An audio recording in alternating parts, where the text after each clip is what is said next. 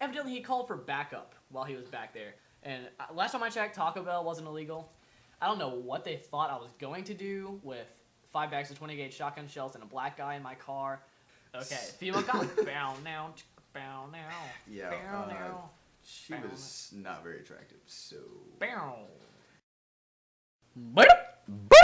What's up, guys? Spicy Tea Productions here with another episode of Super Stories, the series of unfortunate predicaments. My name's Chris. And me llamo Hunter. Gracias, senor. Today we are talking about the unluckiest park in the world. There's this park near where me and Hunter live. It's right in between the high schools and the neighborhoods of the area. So everybody hangs out there. It's super convenient and popular. It's actually a really nice place. It's got grass and trees and sky and clouds attached to the sky. It's beautiful. But there's a problem. Hunter and I cannot take women there ever again. There's plenty of reasons why, but Hunter's going to explain one.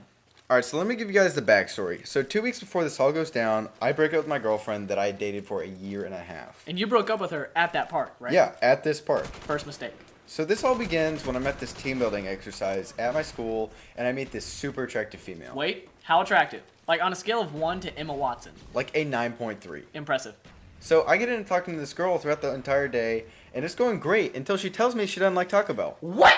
I know, dude. How can you not like Taco Bell? So I tell her, hey, I'm going to take you to Taco Bell, and we're going to have a great time. So she laughs and says, yeah, sure, take me. So we get into talking throughout the next week, and we decide just to make this a date.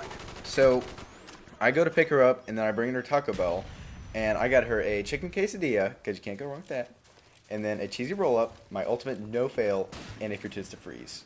Nice. So after that, then we went to go get some ice cream, and then we went to the park. And it was a beautiful day. We were there for about 4.5 hours, took pictures. It was great. So I take her home a little bit later, and then I walk her up to her house, and I stop before her stairs. I was just going to let her go up. But no, she stops with me, and so we get a few more words in, and then we hug each other goodbye, and then I go on with my day. And that was great. So the next week is when things start getting bad. So I tried texting her, and she never texts me back for whatever reason. Except for one day, I did call her on her birthday, and we talked for about 5 minutes, and that was that. So that was annoying. Not only that, but 2 days after this date, I'm driving home, and my ex calls. She says, oh, hey, Hunter, how's it going? I'm like, hey, what do you need? So her next statement is, who's the girl? And I'm not going to lie, I was a little bit scared at this moment. Crazy ex-girlfriend is never a good scenario, and whoever invented the ex-girlfriend is an idiot. Lucky for me, earlier that day, there was a club selling candy at my school, and I bought myself a king-size Twix. I was prepared.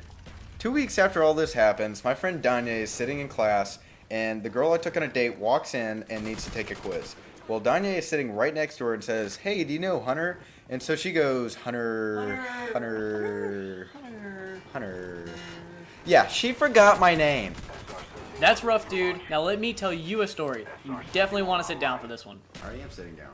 Not the point. So there was this girl. I didn't really know much about her, but I thought she was kind of cute and she looked interesting. So I decided, you know what? I'm going to send her a message on Facebook, see if I can get a date out of it. Sure enough, it worked. But it was already kind of weird because the message on Facebook, the way it went was, hey, what do you like to do? She said, I like origami. I said, I like picnics. So we basically combined the two and had ourselves what we called an origami picnic. Basically, we had our picnic at this park, and while we were there, she taught me how to make little paper cranes and roses. It was so cute. And then I taught her how to make paper airplanes that flew for miles because I'm a boss. That's not funny. So the date went extremely well. We spent the whole day together just laughing and talking and messing around. It was awesome. But I eventually have to take her home.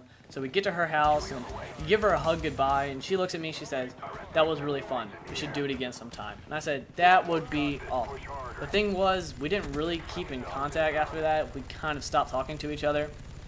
So 3 weeks later, I checked my Facebook. And at the top of my newsfeed, I see that this chick had changed her relationship status from single to in a relationship. Guess who the guy was? Not me. Dude, that sucks. Not only that, but a few days later, I ended up at that park again. Long story short, I took out a bunch of friends to go see a movie on a Friday night. We didn't get out till pretty late, but none of us wanted to go home. So we ended up at the park, and there was this girl there. She was a, what's a good way to say this? A floozy. She was a floozy. and she proceeded to seduce me into the back of my own truck, where I ended up making out with her for much longer than I should have, which is 0 seconds, because that was a terrible idea from the start. An awful idea. So there you have it, guys, the unluckiest park in the world here on Spicy Tea Productions. I'm Chris, And I'm Hunter. and we will see you next time. Bye. Bye.